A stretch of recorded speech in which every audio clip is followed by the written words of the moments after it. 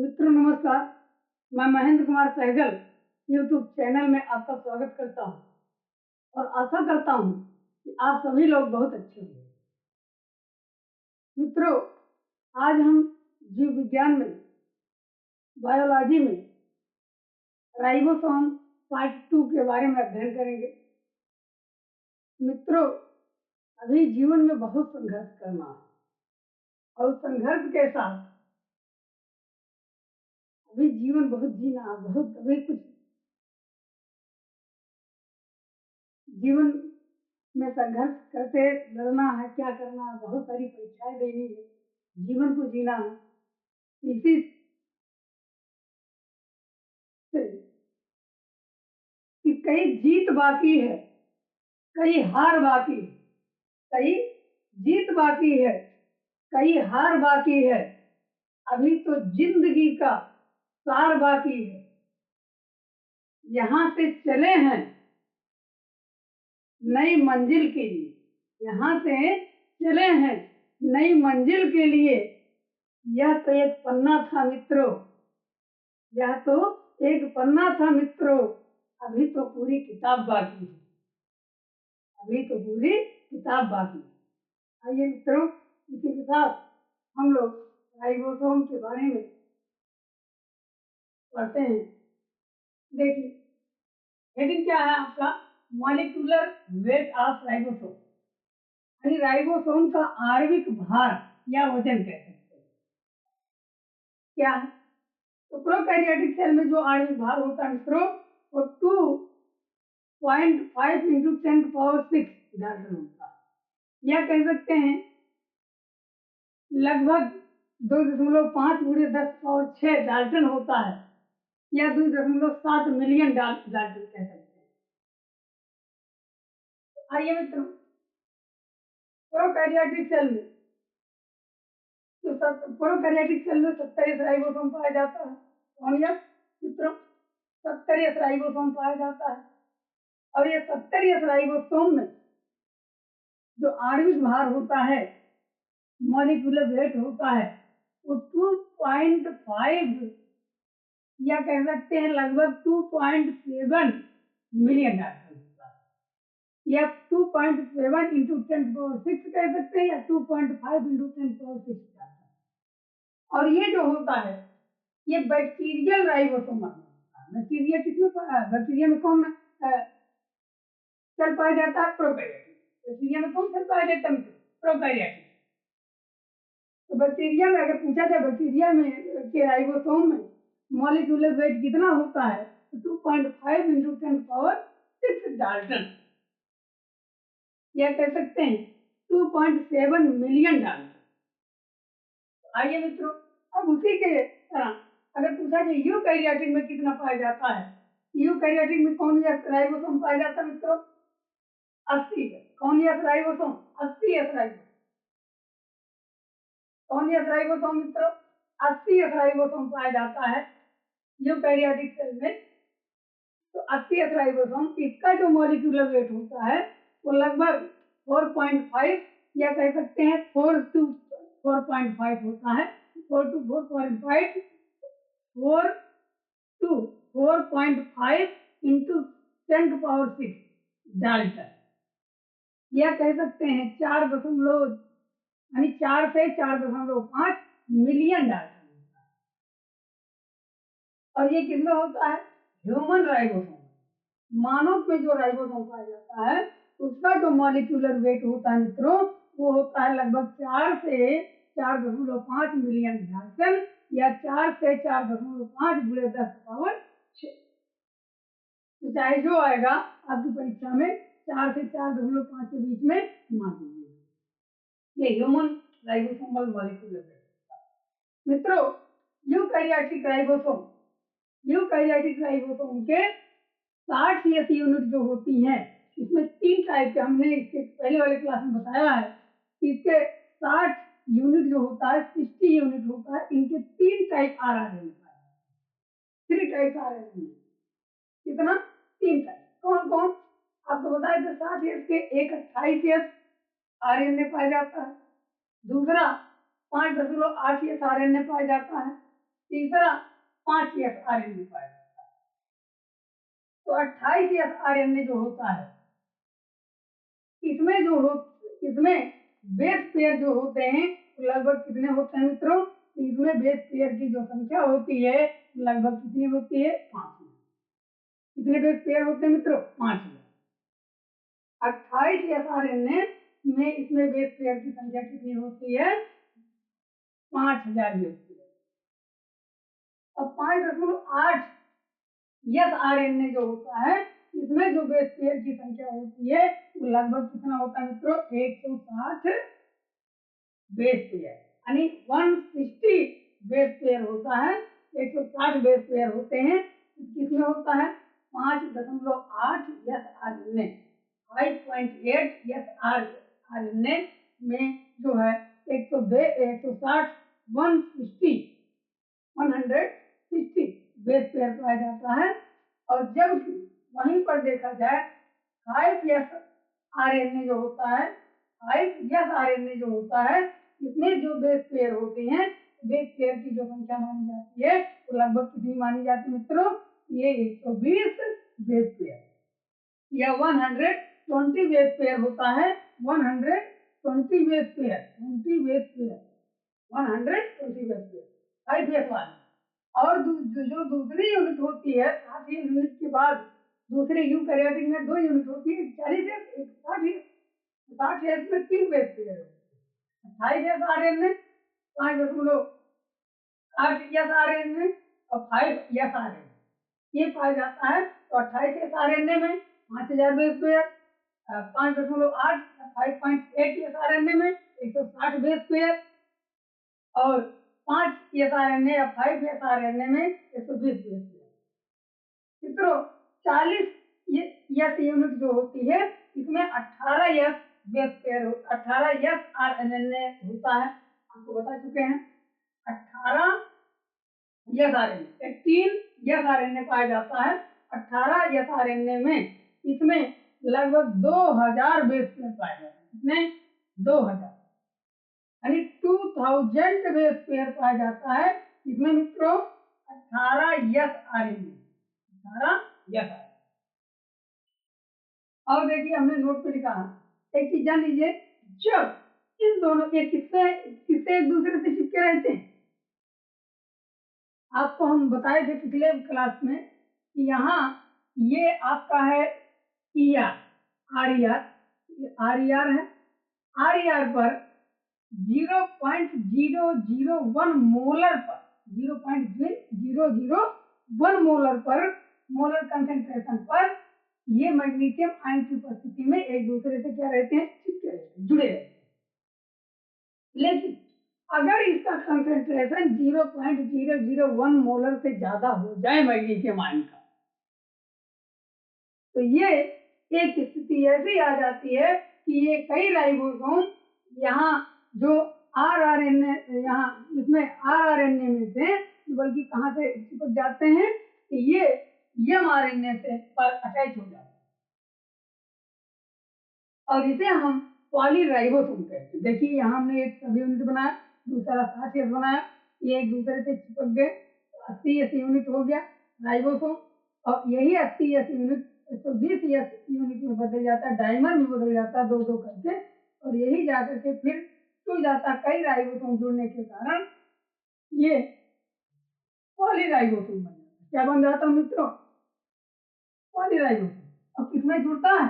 किस पर चिपकता है? अटैच हो जाता है एम आर एन ए पर, जिसको हमने यहाँ लिखा इस आर एन ए पर, एम आर एन ए पर एक दूसरे से क्या हो जाता है? चिपक जाता है। यही हमने लिखा है एक बार, यदि मैग्नीशियम आयन का कंसेंट्रेशन 0.001 मोलर से ज्यादा हो जाए तो कई राइबोसोम वो एम आर एन ए पर अटैच हो जाते हैं, जिन्हें हम पॉलीराइबो। आइए मित्रों इसका आप स्क्रीनशॉट ले लीजिए, इसके बाद फिर हम आगे चलते हैं।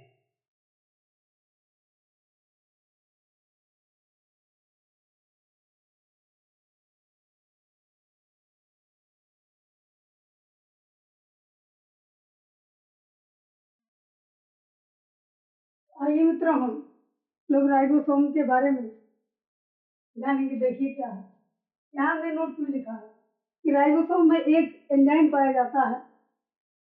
राइबोसोम में एमिनो एसाइल सिंथेज एंजाइम पाया जाता है। क्या पाया जाता है मित्रों? एमिनो एसाइल सिंथेज एंजाइम पाया जाता है। इसमें राइबोसोम, राइबोसोम में एमिनो एसाइल सिंथेज एंजाइम पाया जाता है। फिर दूसरी मॉडल ऑफ राइबोसोम पढ़ते हैं। मॉडल अगर पूछा जाए राइबोसोम मॉडल किसने दिया, तो राइबोसोम मॉडल जो दिए थे वो काफी चौरासी symmetrical model of ribosome is given by Stoffler और विक्समैन। इसे किसने दिया था? काफी सिमेट्रिकल मॉडल राइबोसोम का चौरासी सिमेट्रिकल मॉडल जो देने वाले थे राइबोसोम का, वो थे स्टाफलर और विक्समैन। किसने दिया था मित्रों? स्टाफलर और विक्समैन। ध्यान देना है यहाँ ये सिमेट्रिकल 3 डायमेंशनल स्ट्रक्चर का जो आरएनए होता है उसको देने वाले कौन थे? जेम्स और लेक ने। किसने दिया था? जेम्स एंड लेक ने इस मॉडल को दिया था। 3 dimensional model of RNA, 3 dimensional structure of RNA is given bye किसने दिया था? James and lake. कह सकते एक सिमेट्रिकल सममिति, एक समिति या 3 डायमेंशनल स्ट्रक्चर ऑफ आरएनए को देने वाले कौन थे? जेम्स और लेक। क्लियर? सिमेट्रिकल मॉडल किसने दिया था? दो लोग थे, स्टाफलर और विक्समैन थे। और अगर पूछा जाए 3 डायमेंशनल स्ट्रक्चर मॉडल किसने दिया था आरएनए का? जेम्स और लेक ने। लेकिन इनके अनुसार क्या था? जेम्स और लेक महोदय कहते हैं कि अगर 80 राइबोसोम जो है, और ये मित्रों 80 जो राइबोसोम है उसमें कितनी यूनिट होती है? 60 यूनिट, 60 यूनिट होती है।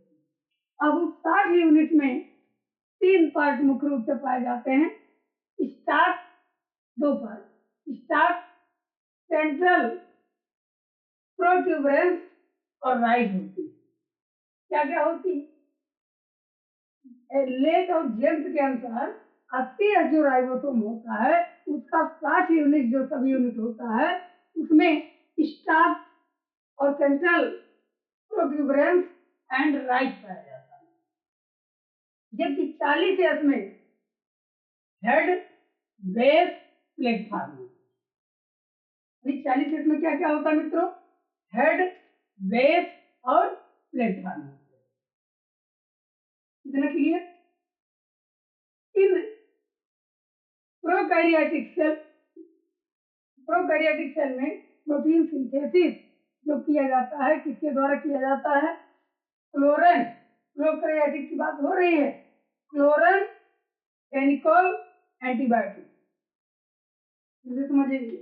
प्रोकैरियोटिक सेल में जो प्रोटीन सिंथेसिस होता है वो किसके द्वारा किया जाता है? क्लोरन फेनिकोल एंटीबायोटिक्स के द्वारा प्रोकैरियोटिक सेल में राइबोसोम का प्रोटीन सिंथेसिस, प्रोटीन का संश्लेषण राइबोसोम के द्वारा किसके द्वारा किया जाता है? Chlorine phenicol antibiotic.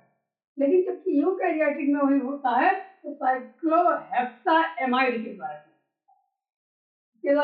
Eukaryotic cell में प्रोटीन सिंथेसिस जो होता है वो किसके द्वारा होता है मित्रों?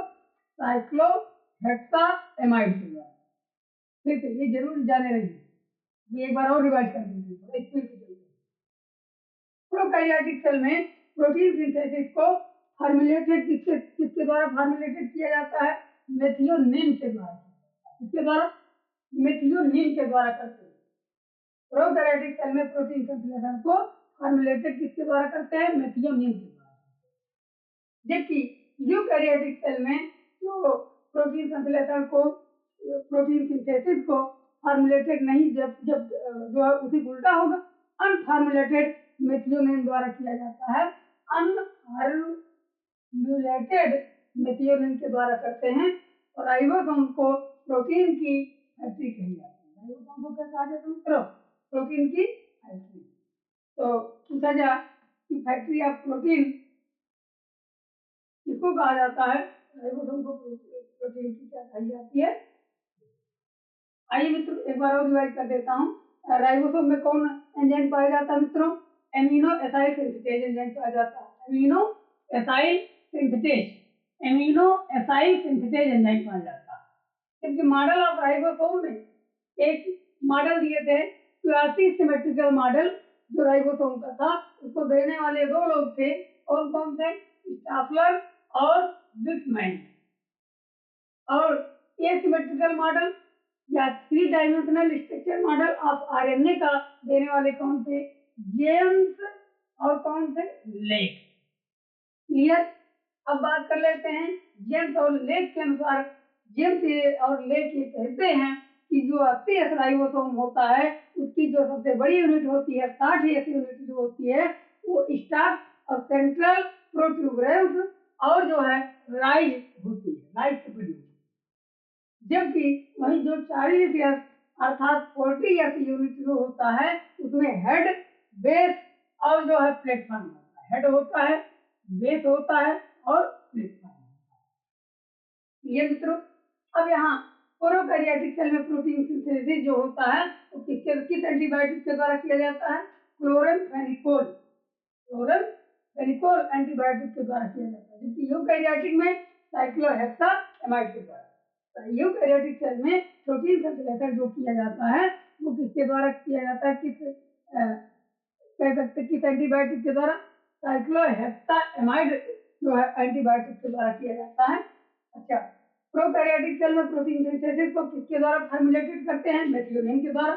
जबकि यूकैरियोटिक सेल में प्रोटीन संश्लेषण को अनफॉर्मुलेटेड करते हैं अनफॉर्मुलेटेड मेथियोनिन के द्वारा। मेथियोनिन के द्वारा करते हैं। अनफॉर्मुलेटेड जो फॉर्मुलेट नहीं रहता उसके द्वारा कर देते हैं, जबकि इसमें फॉर्मुलेटेड होता है प्रोकैरियोटिक में। यूकैरियोटिक में अनफॉर्मुलेटेड मेथियोनिन के द्वारा किया जाता है। और राइबोसोम को प्रोटीन की क्या कही जाती है मित्रों? ट्री कही जाती है। मित्रों इसका स्क्रीनशॉट ले लीजिए, फिर हम आगे चलते हैं इसके आगे वाले टॉपिक पे।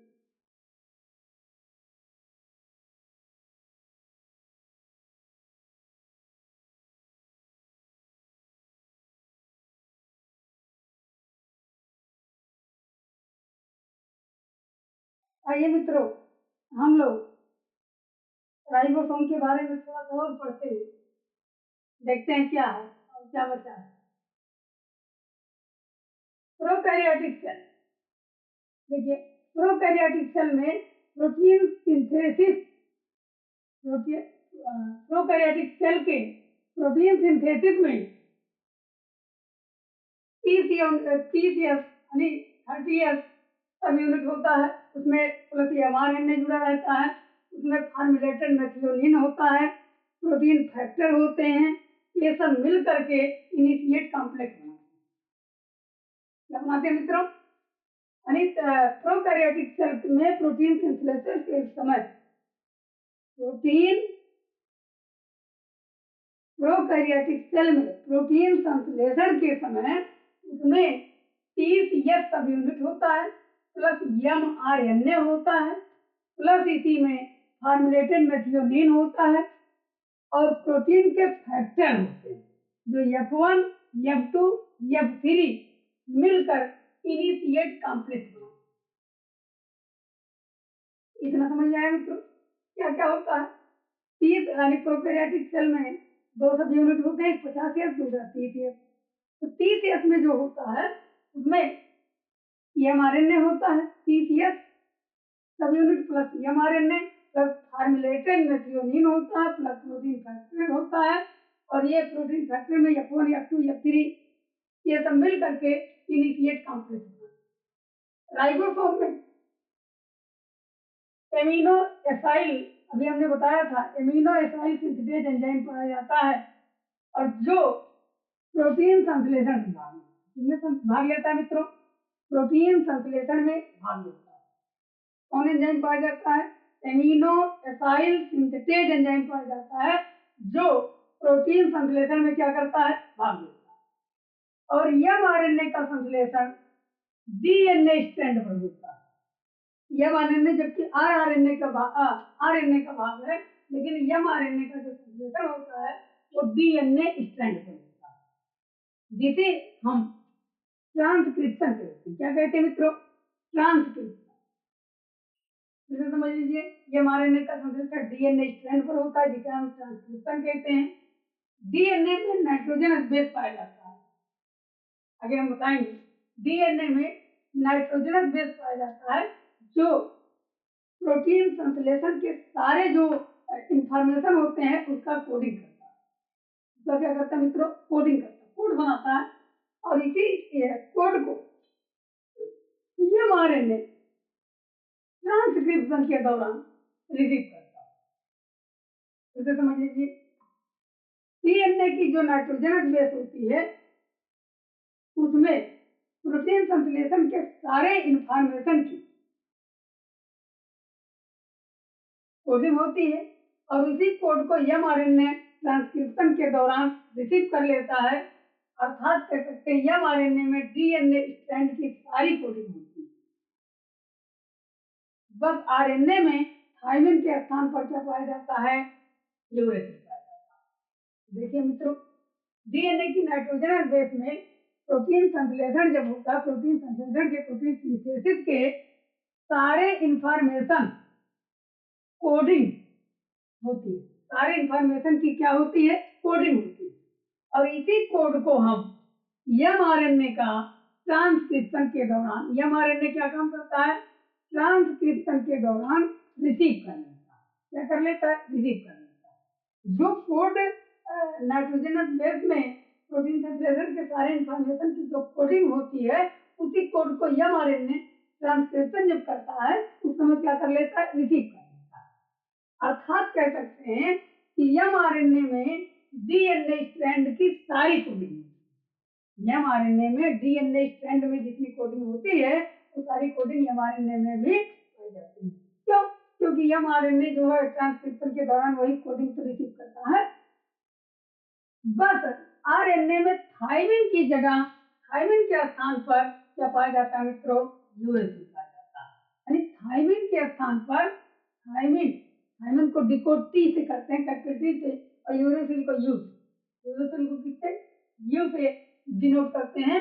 तो इसमें एमआरएनए में स्ट्रैंड की सारी कोडिंग होती है, बस आरएनए में थाइमिन के स्थान पर क्या पाया जाता है मित्रों? यूरेसिल। थाइमिन के स्थान पर क्या पाया जाता है?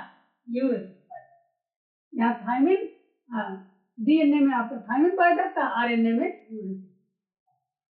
अब एमआरएनए न्यूक्लियस से राइबोसोम की तरफ, अब एमआरएनए जो रहेगा न्यूक्लियोलस से किधर मूव करेगा? राइबोसोम की तरफ मूव करेगा।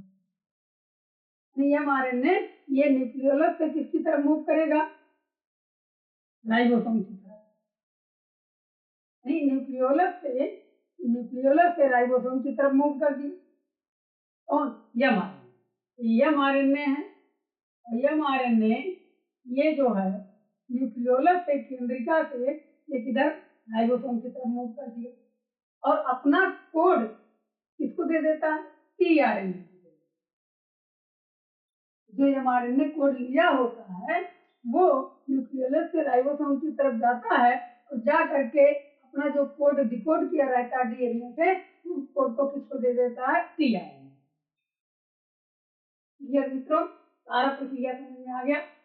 और राइबोसोम में 55 टाइप की प्रोटीन पाई जाती है। कितने? 55 टाइप की प्रोटीन पाई जाती है, और राइबोसोम को माइक्रोसोम भी कहते हैं। राइबोसोम को क्या कहते हैं मित्रों? राइबोसोम को माइक्रोसोम भी कहते हैं। क्या कहते हैं मित्रों? राइबोसोम।